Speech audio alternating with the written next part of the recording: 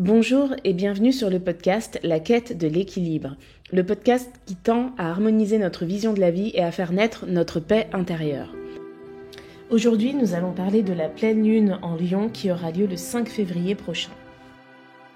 Je m'appelle Nathalie, je suis astrologue et autrice et j'ai créé ce podcast afin de vous partager des réflexions et des observations que j'ai pu faire sur divers sujets de la vie, tout en faisant le lien avec mes connaissances astrologiques. Ce qui me fascine le plus dans ce langage astral, c'est la compréhension du potentiel de l'individu. Démystifier l'astrologie en la mettant en corrélation avec des situations qui arrivent à chacun d'entre nous est à mon sens la meilleure manière de rendre ce langage accessible au plus grand nombre. Bien évidemment, je vais continuer à faire des podcasts portés uniquement sur les transits planétaires et les phases lunaires, mais je trouve intéressant d'incorporer d'autres sujets, car si l'astrologie est un outil merveilleux pour la compréhension de soi et des autres, c'est uniquement lorsqu'elle sort de son contexte purement théorique, afin d'être observée dans la vie de tous les jours, qu'elle devient vraiment utile. Sur ce, je vous souhaite une belle écoute et n'hésitez pas à partager ce podcast.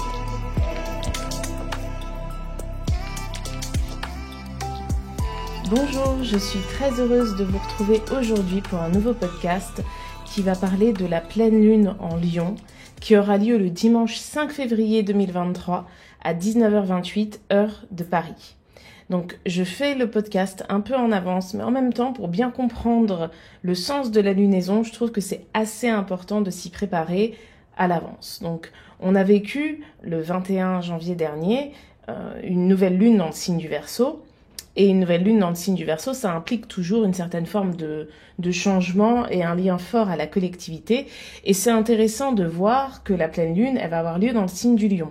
Donc pour ceux qui ne le savent pas, en astrologie, tout fonctionne par opposition. Et donc le signe du Verseau et le signe du Lion sont opposés. Mais ça ne veut pas dire qu'à chaque fois qu'il y a une nouvelle lune en Verseau, la pleine lune qui suit se trouve dans le signe du Lion.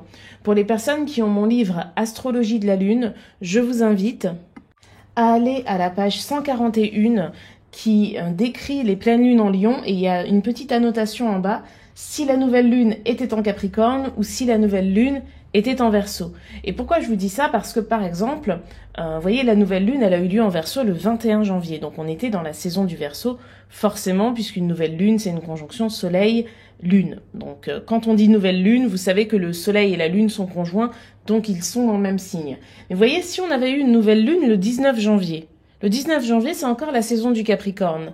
Et pourtant, 2-3 jours après, on n'est plus dans la saison du Capricorne. Donc ça voulait dire que, quoi qu'il arrive, la pleine lune qui suit, elle aurait eu lieu dans le signe du Lion. Donc c'est quelque chose de très important parce que pour le coup, le Capricorne et le Lion ne sont pas opposés. Et ils sont même au quinconce l'un de l'autre. Donc, j'irai pas jusqu'à dire que c'est plus logique que ça se passe avec une nouvelle lune dans un signe et la pleine lune dans le signe opposé, mais il y a une certaine forme de cohérence qui fait qu'on travaille vraiment tous ensemble dans cette lunaison sur une problématique, sur des questionnements, sur des sujets qui sont en lien avec la notion de place dans le groupe, de place dans la société, de place au sein des autres. Parce que le signe du Verseau, c'est les autres et le Lion, c'est moi, c'est le moi. En fait. Donc, la notion d'individualité face à la notion de groupe, la notion de vie intime et vie amoureuse aussi face à la notion d'amitié, et de vie collective sont présentes, ces notions sont extrêmement présentes dans cette lunaison.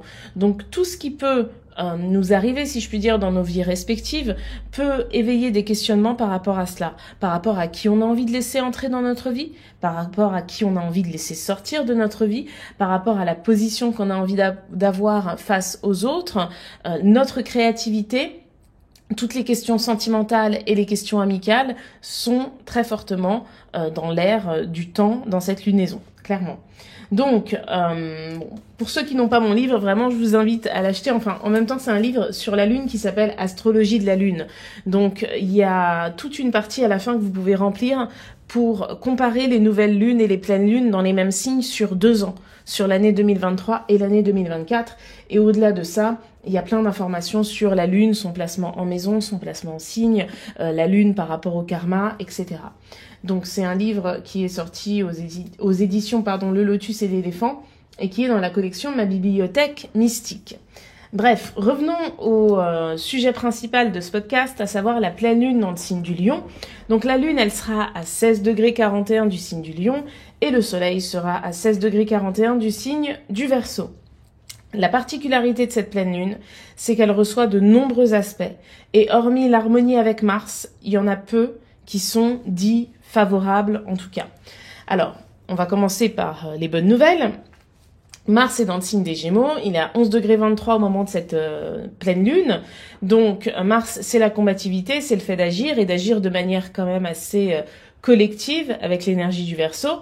Et en harmonie avec la lune en Lion, il faut savoir que le Lion et les Gémeaux sont tous deux reliés à la notion de communication et au fait d'aimer être entouré. C'est-à-dire que leur point commun, c'est quand même le sens de l'humour. En général, si vous avez des amis Lion et Gémeaux, ou du moins qui ont, si je puis dire, ces signes en dominante dans le thème, en général, c'est pas des personnes avec lesquelles on s'ennuie, c'est peut-être même des personnes avec lesquelles on aime faire la fête, avec lesquelles on aime rigoler, etc.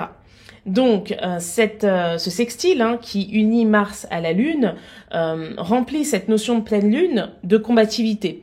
Il faut savoir que la pleine Lune, elle intervient à la moitié de la lunaison. Donc, la nouvelle Lune en Verseau a démarré la lunaison. La pleine Lune, c'est la moitié. 15 jours après, 14 jours après, on aura la nouvelle Lune dans le signe des Poissons. Elle se produira le 20 février. Donc, vous voyez, le 5 février, le 20 février, il y a la nouvelle Lune. Donc, on est à la moitié du chemin parcouru. Et à l'image de la moitié d'une année parcourue, on dresse une forme de bilan, en fait. Seulement, ce bilan, il va nécessiter des actions derrière. Donc, quoi que vous ayez envie de changer dans votre vie, parce qu'on est quand même dans une lunaison Verseau qui parle de changement, ça nécessitera des actions et des actions quand même assez rapides. C'est-à-dire que le signe du Lion, c'est un signe, tout comme le signe du Taureau d'ailleurs, qui est fixe et qui est quand même assez associé parfois à la notion de procrastination. Parce que c'est des signes qui apprécient le confort, qui sont ancrés, alors encore plus que le Scorpion et le Verseau qui eux aussi sont fixes, mais vraiment c'est les défauts, c'est un des défauts du signe du Lion et du signe du Taureau, de procrastiner, de prendre le temps de faire les choses quand il faut quand même les faire assez vite, et puis d'apprécier un certain confort que l'on a déjà acquis, et donc d'être moins motivé à aller chercher un peu mieux. Donc ça, c'est des caractéristiques qui sont reliées au signe du Taureau et au signe du Lion. Je vous parle du Taureau parce qu'il y a un carré à Uranus que l'on verra après.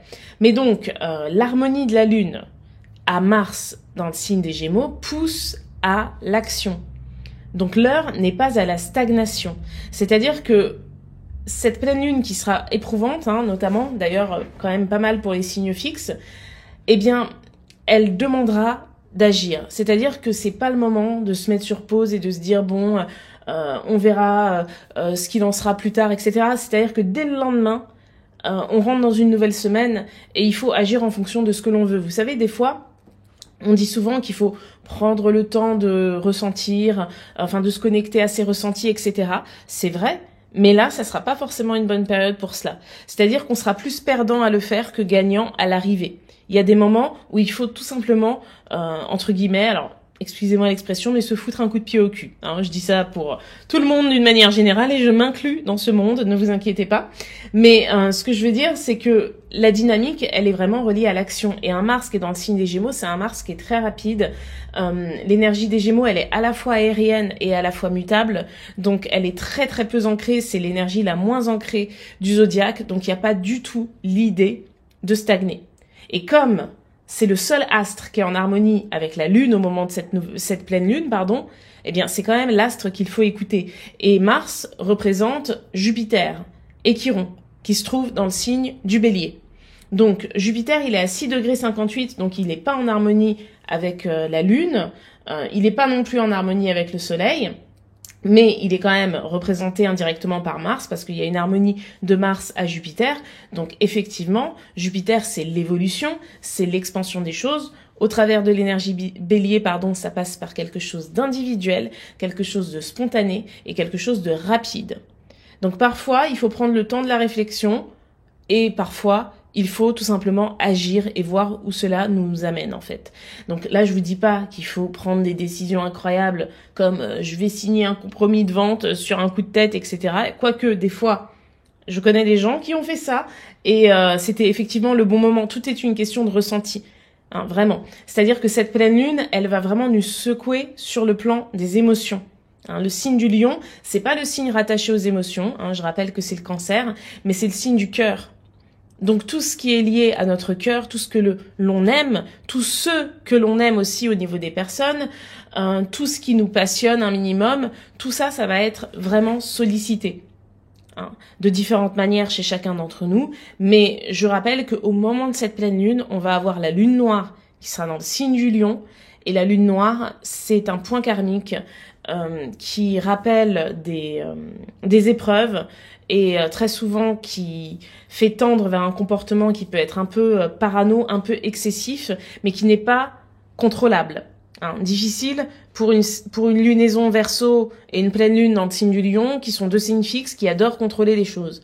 Là, vraiment, c'est comme si on allait vraiment perdre pied face à nos ressentis. C'est pas quelque chose de grave, c'est pas quelque chose de mal non plus, mais c'est quelque chose qui va nous transformer un peu quelque part.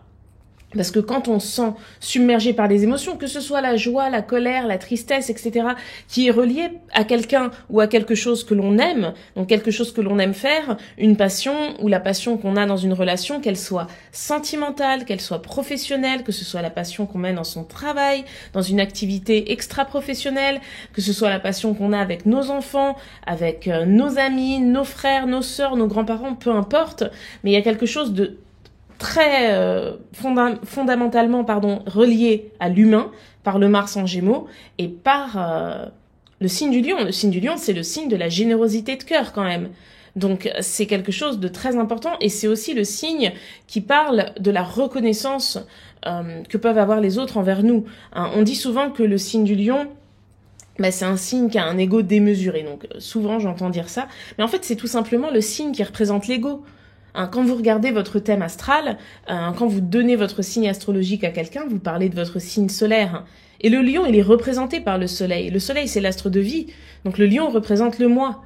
Donc avoir le soleil à domicile, bien sûr que ça accentue le besoin de nourrir ce moi. Mais l'ego n'est pas un mot à diaboliser. Effectivement, c'est l'ego surdimensionné, mais tous les lions, on parle de confiance en soi, mais tous les lions n'ont pas confiance en eux. Je dirais même, pour avoir fait beaucoup de thèmes astro, que c'est rarement le cas. Il y a beaucoup de questionnements sur la légitimité et sur ce que les autres peuvent penser.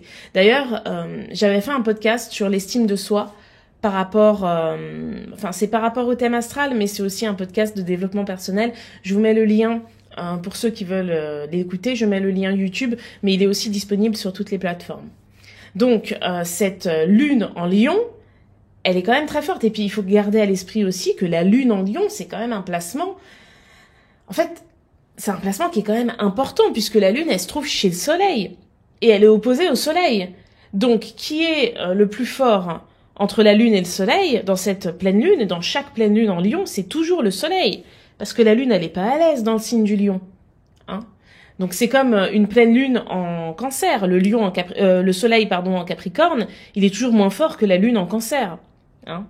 Donc, c'est vrai que c'est quelque chose vraiment qui peut être prenant sur le plan émotionnel et je pense qu'il faut s'y préparer.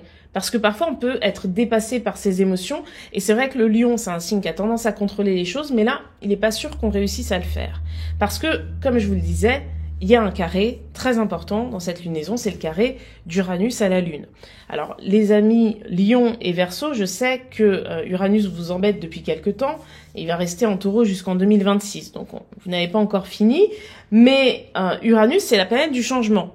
Dans un signe fixe comme le Taureau, en plus le Taureau c'est le signe fixe par excellence.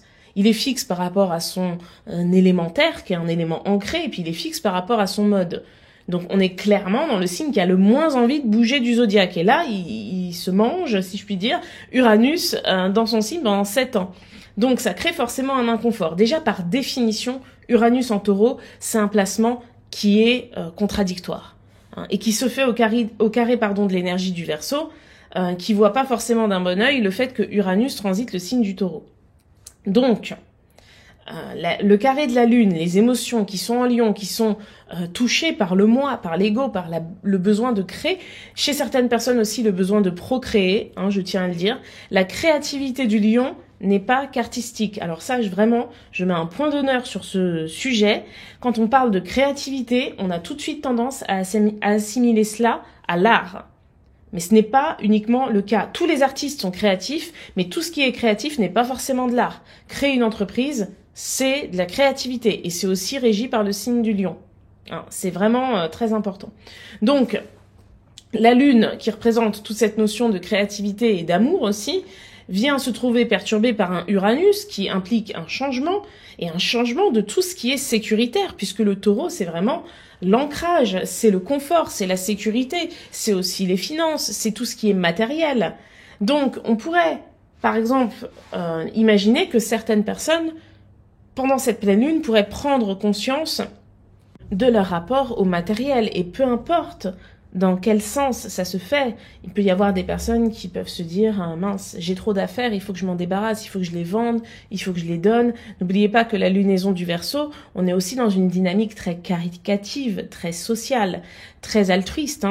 Ça peut être aussi j'ai pas assez d'argent, qu'est-ce que je fais ? Est-ce que je me forme à autre chose ? Est-ce que je prends un autre job, etc. Enfin, il peut y avoir plein de questionnements par rapport aux finances et par rapport aux possessions. Je serais pas étonnée si durant ce week-end-là, il y a des gens qui décident de faire un vide-grenier, qui décident de mettre des vêtements sur Vinted, etc. Parce que il y a un besoin de renouveau. Et quand on va vers un renouveau, on laisse forcément tomber quelque chose. Et comme la notion de matérialité, elle est présente par le biais d'Uranus en Taureau, Uranus qui d'ailleurs est proche du nœud nord, donc le nœud nord c'est un point karmique, donc quand on a le nœud nord dans le signe du Taureau, actuellement ça veut dire qu'on est en train de vivre un karma général sur Terre qui nous invite à tendre un peu plus vers le confort, vers le rapport à la matière pour le faire évoluer, parce que Uranus est gage d'évolution, c'est un changement novateur, ça c'est clair, net et précis. Donc c'est vrai qu'il y a beaucoup de questionnements en ce sens qui pourraient être soulevés, et c'est des questionnements qui sont pas forcément faciles parce que ça remet en question certaines de nos habitudes. Comme je vous l'ai dit, le taureau et le lion, ce sont les signes qui sont le plus ancrés dans une routine et qui ont le plus de mal à sortir de leur zone de confort. Donc, au vu de tout ce que l'on entend, dans le monde dans lequel on vit par exemple, on sait que même sur le plan financier, sur le plan matériel, on doit faire des économies. Alors, je parle pas du pouvoir d'achat de chacun, mais je parle du fait de faire attention à la terre, parce que le taureau, c'est la terre. Et le taureau, même, c'est la surface de la terre. C'est l'agriculture, c'est les animaux aussi qui vivent sur terre. Donc, consommer mieux, c'est aussi penser à eux. Alors, je dis ça sans être moralisatrice, moi je préfère vous prévenir, je ne suis pas forcément un exemple vis-à-vis de tout cela. Mais l'important, la première chose, c'est quand même de prendre conscience de ces choses-là. Et je pense que cette pleine lune en Lion, elle va nous amener à prendre conscience de certaines choses. Et ça ne fait pas plaisir à l'ego. L'ego, c'est le moi. Même moi, vous dire ça, je le dis moi-même juste avant, là, 30 secondes avant, je l'ai dit, je suis pas un modèle. Et je le sais. Mais il y a une conscience, parce que la lune, elle représente aussi la conscience, qui va se manifester et qui va mettre en lumière nos incohérences sur le plan individuel. Ça veut pas dire que tout le monde va être mis à nu sur la place publique, enfin, je suis pas en train de vous dire ça, mais c'est quelque chose d'intérieur. De toute façon, tout ce qui se passe en lien avec la lune et les lunaisons, c'est quelque chose qui est relié à l'intérieur de nous, de ce qui se passe en nous, de ce qui vibre en nous. Donc, il peut y avoir une forte conscience à ce niveau-là. Et sur le plan financier, ça peut être aussi, pour certains, prendre conscience de la chance qu'ils ont par rapport à d'autres, prendre conscience aussi de la notion de partage, avoir envie de partager un peu plus, de donner à telle ou telle association, pour X ou Y raison, peu importe quelles sont les causes qui peuvent toucher chaque personne. Mais il y a quelque chose de fort en ce sens. N'oubliez pas qu'on est dans une lunaison Verseau. Et cette lunaison, elle s'est faite, cette nouvelle lune, elle s'est faite quand Vénus était conjointe à Saturne dans le signe du Verseau. Donc il y avait quand même l'idée de mettre de la responsabilité, Saturne, vis-à-vis de tout ce qui touche Vénus. Et Vénus, c'est le taureau. Donc de tout ce qui touche le travail, tout ce qui touche les finances, tout ce qui touche l'environnement, tout ce qui touche les animaux, tout ce qui touche notre rapport à la matière d'une manière générale. Sur le plan personnel, ça peut être aussi une personne, par exemple, qui décide d'investir dans son logement et qui va devoir quitter un logement qu'elle adore, dans un quartier qu'elle adore, mais dans lequel elle ne peut pas vivre en ayant acheté parce que c'est trop cher, par exemple. Je donne un exemple comme ça, il y a rien de figé, mais je pense que donner des exemples, ça permet à tout le monde de visualiser certaines choses. Donc cette pleine lune, à mon sens, elle est très importante. En plus, c'est pas la première pleine lune de l'année, parce qu'il y en avait eu une début janvier, mais c'est la première pleine lune qui est quand même reliée à la lunaison, la première lunaison de 2023. Et de l'autre côté, on a le soleil, bien évidemment. Alors le soleil, c'est comme la lune, il est en harmonie avec Mars. Ça, il n'y a pas de sujet. Mais il est lui aussi au carré d'Uranus. Et le soleil, c'est le mois. En fait, le mois va être affligé des deux côtés. Avec le soleil, parce que c'est le soleil, et avec la lune, parce qu'elle est dans le signe du lion, le signe du soleil. Donc, c'est pas forcément une pleine lune qui va nous faire sentir hyper confiants. Alors, certaines personnes, bien évidemment, que c'est possible, si elles sont en accord avec leurs valeurs, leurs actions, etc. Mais ça peut susciter quand même de nombreux questionnements. Les questionnements, c'est Mercure, parce que Mercure, c'est la réflexion. Où se trouve Mercure? En Capricorne, mais il se trouve conjoint à Pluton. À partir du moment où un astre est conjoint à Pluton, il n'est plus lui-même. Non mais ça, c'est vraiment quelque chose, je pourrais mettre ma main à couper à chaque fois, même dans les analyses que vous pouvez faire des thèmes de vos proches ou de votre thème, etc. Dès qu'il y a Pluton qui est proche d'un astre, l'astre en question, donc ici Mercure, la communication, il y a des remises en question qui sont en train de se faire. C'est évident. On pourrait même prendre ça au niveau national. Quand on voit ce qui se passe avec la réforme des retraites, c'est pas quelque chose qui va passer aussi simplement que ça. Il y a beaucoup de remises en question. Et tout à l'heure, j'ai regardé la télé. Alors aujourd'hui, nous sommes le 24 janvier, jour où je fais ce podcast. Donc je sais pas ce qui va se passer d'ici la pleine lune. Mais je regardais la télé, il disait qu'il y a même des députés qui sont du parti qui votent cette loi, qui disent que c'est peut-être pas forcément juste pour les femmes, par exemple. Donc les remises en question par rapport à une réforme qui a un impact tellement important sur toute la population, ça suscite forcément des remises en question. Donc là, je prends cet exemple-là parce qu'il parle à tout le monde, mais d'une manière générale, gardez à l'esprit qu'un astre qui est proche de Pluton, c'est un astre qui remet quelque chose en question par rapport à ce qu'il représente. Et ça, vous voyez, c'est pour ça que parfois je dis, c'est très difficile de définir les aspects parce qu'un aspect, ça dépend avec qui il se fait. Une conjonction, vous lirez toujours que soit c'est un aspect harmonieux, soit c'est un aspect neutre aussi. Il y en a qui disent ça. Mais je suis désolée, une conjonction à Pluton, c'est quand même l'astre, c'est le dieu de la mort. Donc vous pouvez avoir une conjonction avec Pluton de n'importe quel autre astre. Pluton, il va impliquer des remises en question, une destruction, et une transformation de quelque chose qui est représenté par l'autre astre. Donc les aspects, c'est assez compliqué, à mon sens en tout cas. Après, je ne prétends pas avoir la science infuse, mais à mon sens, je trouve que c'est assez compliqué à apprendre, si ce n'est astre par astre, entre guillemets. Bref, c'est un autre sujet. Mais en tout cas, cette pleine lune, à mon sens, elle sera vraiment intense. Et puis, le Capricorne, il est aussi présent parce que Saturne est quand même assez proche du Soleil. Alors, il y a 10 degrés d'écart, donc c'est vrai qu'on peut pas forcément parler de conjonction, mais ça reste quand même le Soleil. Il y a des astrologues qui estiment que dès qu'un astre il est dans le même signe que le Soleil, il y a conjonction. Bon, je le pense pas personnellement, mais c'est une idée qui peut se tenir, parce que le Soleil, c'est quand même l'astre le plus grand du système qui porte son nom. Donc, c'est vrai que c'est une pleine lune, à mon sens, qui va créer des prises de conscience, qui devraient être collectives. Est-ce qu'elles le seront ? Je sais pas trop, parce que quand même, Mercure conjoint à Pluton, on est dans le signe du Capricorne, donc on est dans un signe qui parle quand même de la notion de pouvoir. C'est peut-être pas forcément évident de faire vivre une remise en question comme ça générale.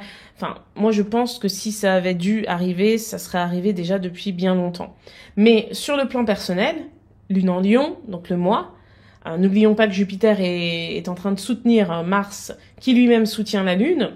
Donc, je pense qu'il peut y avoir de belles avancées personnelles face à une lunaison qui réveillera une prise de conscience sur un sujet précis et possiblement aussi sur un sujet social.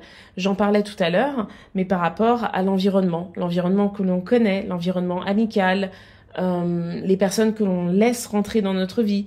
Est-ce que les gens qui font partie de mon cercle proche ont les mêmes aspirations que moi ? Enfin, pas forcément les mêmes aspirations, parce qu'on n'est pas obligé d'être tous pareils, bien heureusement, mais est-ce que leur vision de la vie est alignée avec la mienne? Même si c'est un peu différent, est-ce que leur attitude, comment elles traitent les autres, comment elles traitent leurs enfants, comment elles traitent leurs parents, est-ce que c'est aligné avec mes valeurs? Il peut y avoir plein de questions de ce type qui peuvent se poser et qui peuvent amener bien évidemment un changement, hein, parce qu'on est dans une lunaison Verseau, hein, parce qu'il ne faut pas oublier après que la lune, elle va continuer à avancer, hein, et elle va se retrouver dans le signe du Scorpion. Et dans le signe du Scorpion, elle sera au carré du Soleil et opposée à Uranus.